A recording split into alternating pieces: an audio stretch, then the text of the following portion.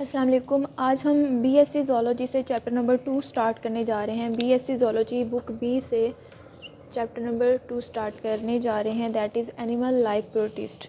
और ये book B है बीएससी ज़ूलॉजी की, जिसके अंदर हमने एनिमल डाइवर्सिटी को पढ़ना है, इन्वर्टिब्रेट्स और कॉर्डेट्स को स्टडी करना है इस बुक के अंदर। तो इसका फर्स्ट चैप्टर कंप्लीट हो चुका है। Now we are going to start the second chapter, that is animal like protist. तो इसके अंदर हम एनिमल लाइक प्रोटिस्ट को स्टडी करने जा रहे हैं और एनिमल लाइक प्रोटिस्ट को प्रोटोजोन्स कहते हैं। तो इस चैप्टर के अंदर हम प्रोटोजोन्स को स्टडी करेंगे। तो सबसे पहले हम अंडरस्टैंड करते हैं कि प्रोटिस्ट क्या होते हैं, फिर हम इसके बाद प्रोटोजोन्स पर आएंगे। सो फर्स्ट ऑफ ऑल अगर हम देखें कि प्रोटिस्टा क्या है, तो if we see that the word protista is derived from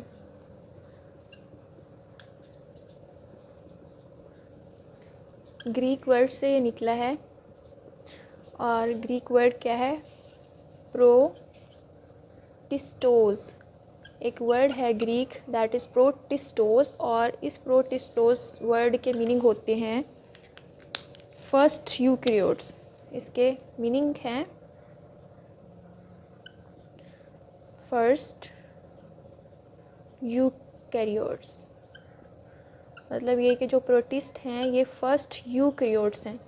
जो फर्स्ट यूकैरियोटिक सेल जो आया है वो प्रोटिस्ट्स के अंदर आया है। Why they are called as first eukaryotes? Because first eukaryotic cell found in the protist, so they are called as first eukaryotes. पहला यूकैरियोटिक सेल जो था वो किंगडम प्रोटिस्टा के अंदर पाया गया था, जिसकी वजह से इस किंगडम प्रोटिस्टा को फर्स्ट यूकैरियोट्स कहते हैं। इसके वर्ड का मीनिंग भी क्या है? First eukaryote. इसके बाद हम देखते हैं कि ये एक डाइवर्स ग्रुप है। किंगडम प्रोटिस्टा जो है ये क्या है? एक डाइवर्स ग्रुप है, मतलब कि इसके अंदर बहुत डाइवर्सिटी है। डाइवर्सिटी कैसे है इसके अंदर? इसके अंदर protist are diverse because they have different characteristics, different styles, ways, so that is why they are also called as kingdom of exclusion. Kingdom of exclusion क्यों कहा जाता है इनको? यहाँ पे क्यों कहा जाता है kingdom of exclusion? Because they excluded from other kingdoms, इसलिए इनको किंगडम ऑफ एक्सक्लूजन कहा जाता है, क्योंकि ये दूसरे किंगडम से ख़ुद को एक्सक्लूड कर लेते हैं। एक्सक्लूजन का वर्ड कहाँ से डिराइव्ड हुआ है? एक्सक्लूजन का वर्ड डिराइव्ड फ्रॉम एक्सक्लूड। इस वजह से इनको किंगडम ऑफ एक्सक्लूजन भी कहा जाता है, क्योंकि इनके अंदर बहुत डाइवर्सिटी होती है। ठीक है, दूसरे किंगडम से ये ख़ुद को एक्सक्लूड कर लेते हैं बिकॉज ऑफ ग्रेट डाइवर्सिटी। बहुत ज़्यादा इसके अंदर कैरेक्टरिस्टिक्स और डिफरेंट स्टाइल्स और वेज होते हैं, जिसकी वजह से ये डाइवर्स ग्रुप कहा जाता है। अब अगर टाइप्स देखें कि किस किस टाइप्स के प्रोटिस्ट प्रेजेंट होते हैं यहाँ पर, तो उनमें देखते हैं एनिमल लाइक प्रोटिस्ट प्रेजेंट होते हैं। एनिमल लाइक प्रोटिस्ट होते हैं। इसके अलावा इसके अंदर प्लांट्स लाइक प्रोटिस्ट होते हैं, और इसके अंदर फंगस लाइक प्रोटिस्ट होते हैं। ये इतना डाइवर्स ग्रुप है कि इसके अंदर एनिमल लाइक प्रोटिस्ट भी होते हैं, प्लांट्स लाइक भी होते हैं, फंगस लाइक भी होते हैं। लेकिन इनके अंदर ना तो ट्रू एनिमल्स प्रेजेंट होते हैं। अगर ट्रू एनिमल्स प्रेजेंट होते तो फिर ये सेपरेट किंगडम ना बनता, इनको किंगडम एनिमिलिया के अंदर रख दिया जाता।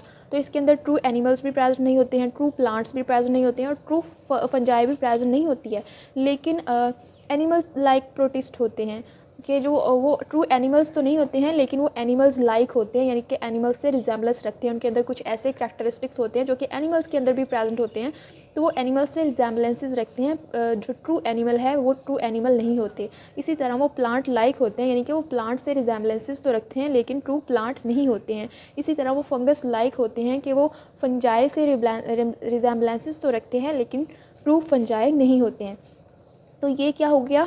इसके अंदर एनिमल लाइक प्रोटिस्ट आ गए, प्लांट लाइक भी आ गए, और फंगस लाइक भी आ गए। तो ये क्या बन गया? एक सेपरेट किंगडम बन गया है। इसको एक सेपरेट किंगडम में रख दिया गया, दैट इज़ किंगडम प्रोटिस्टा। तो ये सारे जो ऑर्गेनिजम्स हैं ये किंगडम प्रोटिस्टा के अंदर आते हैं। और because of this diversity protists are held in special and separate group.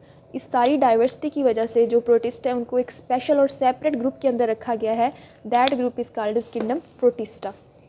अब जो प्रोटिस्ट होते हैं ये पॉलीफाइलेटिक होते हैं। मतलब ये कि पॉलीफाइलेटिक का मतलब ये होता है कि दे हैव मैनी ट्राइब्स। ठीक है, पॉलीफाइलेटिक ग्रुप ऐसा ग्रुप होता है जिसके अंदर मैनी ट्राइब्स होती हैं, यानी कि बहुत सी लाइनेजेस होती हैं, बहुत सारे कबीले होते हैं।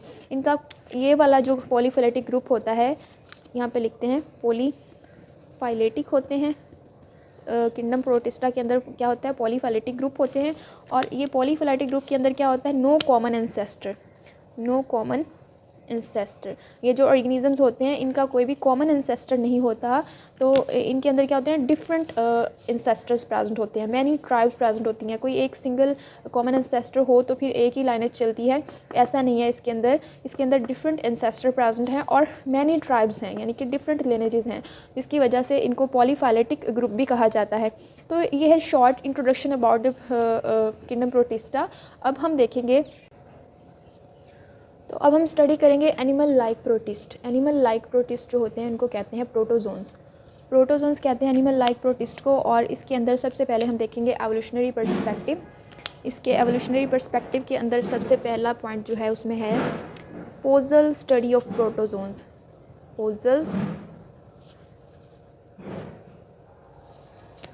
फोजल स्टडी ऑफ प्रोटोजोन्स के जो फोजल्स हैं उनकी स्टडी के बारे में इस हेडिंग के अंदर हमने पढ़ना है। इसमें फोजल स्टडी ऑफ प्रोटोजोन्स में कह रहे हैं कि जो फोजल्स रिकॉर्ड्स हैं वो इंडिकेट करते हैं कि जितने भी प्रोटिस्ट हैं और जितने भी एनिमल फाइला हैं वो कैम्ब्रियन पीरियड से बिलोंग करते हैं। वो कब प्रेजेंट थे, ये सारे फाइला प्रेजेंट थे ड्यूरिंग द कैम्ब्रियन पीरियड। तो यहाँ पर हम इसके अंदर लिखते हैं कि फोजल्स रिकॉर्ड्स जो हैं वो क्या करते हैं, फोजल्स रिकॉर्ड्स शो करते हैं कि ऑल प्रोटिस्ट, जितने भी प्रोटिस्ट हैं और एनिमल फाइला, जितने भी एनिमल्स हैं, वो सब कब प्रेजेंट थे, they were present during Cambrian period. वो कैम्ब्रियन पीरियड के अंदर प्रेजेंट थे। ठीक है, और कैम्ब्रियन पीरियड जो है ये पैलियोजोइक इरा के अंदर प्रेजेंट है। सबसे पहला पीरियड है पैलियोजोइक इरा के अंदर, दैट इज़ कैम्ब्रियन पीरियड। और कैम्ब्रियन पीरियड के अंदर ऑल प्रोटिस्ट और एनिमल फाइला प्रेजेंट थे। और कैम्ब्रियन पीरियड जो है ये कितना पुराना है, Cambrian period is about 550 million years ago. 550 million years ago पुराना है कैम्ब्रियन पीरियड। इसके अलावा वो कहते हैं but only a few fossil evidence are available. जो फॉसिल एविडेंस थे वो क्या थे, only few fossil evidence available थे, फ्यू फॉसिल एविडेंसेस। जिसकी वजह से क्या करना पड़ा, जिसकी वजह से therefore the scientists gather evidence by examining the structure and function of living species। क्या करना पड़ा, एग्जामाइन करना पड़ा, examine structure and function of living species.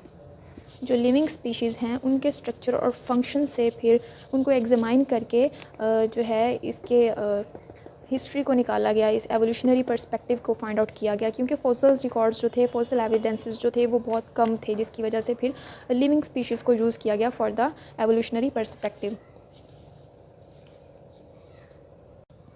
Evolutionary perspective के अंदर जो सेकंड पॉइंट है वो है origin of protist.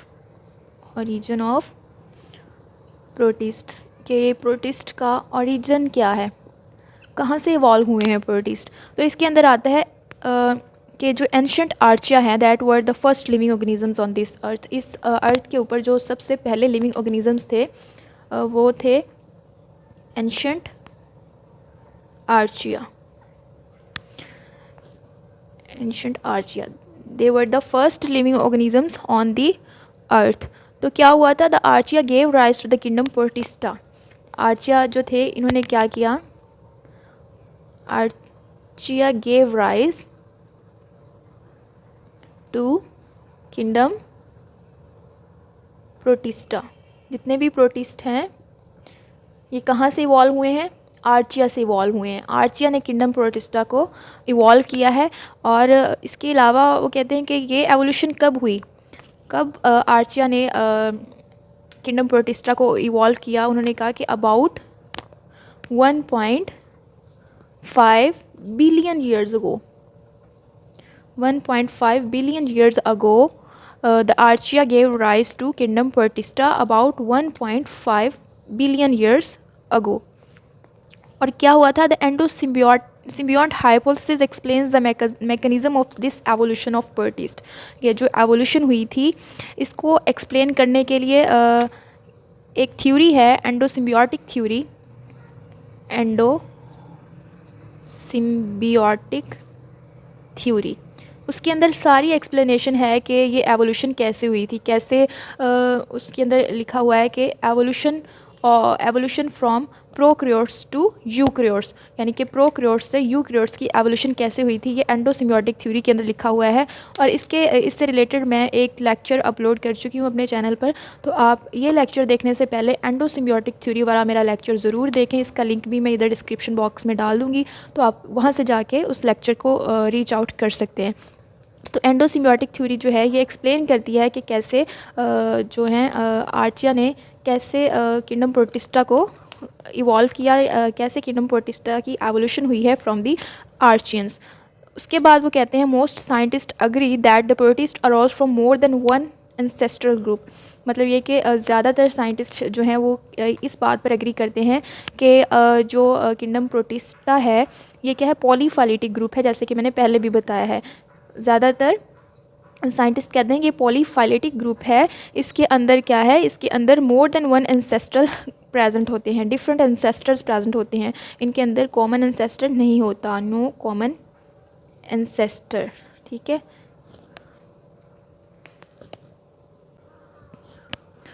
Third point इसके अंदर है एवोल्यूशनरी पर्सपेक्टिव के अंदर taxonomy of protist. Taxonomy of protist के अंदर क्या आएगा कि क्लासिफिकेशन जो प्रोटिस्ट की हुई है, कितनी क्लासेस हैं प्रोटिस्ट की, कितने फाइला हैं। तो इसके अंदर आता है कि जो प्रोटिस्ट हैं the zoologist recognise between 7 and 45 phyla of protist. 7 to 45 phyla जो हैं वो रिकॉग्नाइज्ड किए गए हैं साइंटिस्ट ने। 7 to 45 फाइला रिकॉग्नाइज्ड किए हैं। इसके अलावा वो ये कहते हैं कि these phyla have numerous evolutionary lineages. ये जो फाइला हैं इनके अंदर न्यूमेरियस एवोल्यूशनरी लाइनेजेस हैं, कोई सिंगल एवोल्यूशनरी लाइनेज नहीं है, यानी कि इनके अंदर कॉमन एंसेस्टर नहीं पाया जाता। इनकी न्यूमेरियस जो हैं एवोल्यूशनरी ओरिजिन्स हैं, इनके अंदर एक सिंगल कॉमन ओरिजिन इनके अंदर प्रेजेंट नहीं है, जिसकी वजह से देयरफॉर प्रोटिस्ट आर पॉलीफाइलेटिक। फिर क्या है, प्रोटिस्ट आर पॉलीफाइलेटिक। प्रोटिस्ट जो हैं इस वजह से पॉलीफाइलेटिक हैं क्योंकि इनके अंदर न्यूमेरियस एवोल्यूशनरी लाइनेजेस होती हैं। और पॉलीफाइलेटिक की डेफिनेशन लिखी हुई है, उसमें लिखा हुआ है ग्रुप्स ऑफ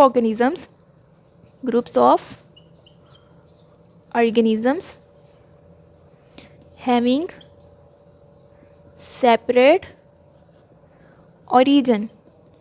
एनिमल्स का ऐसा ग्रुप जिसके जो ओरिजिन है वो एक दूसरे से सेपरेट है, having separate origins are called polyphyletic group. तो ये है थर्ड पॉइंट के अंदर।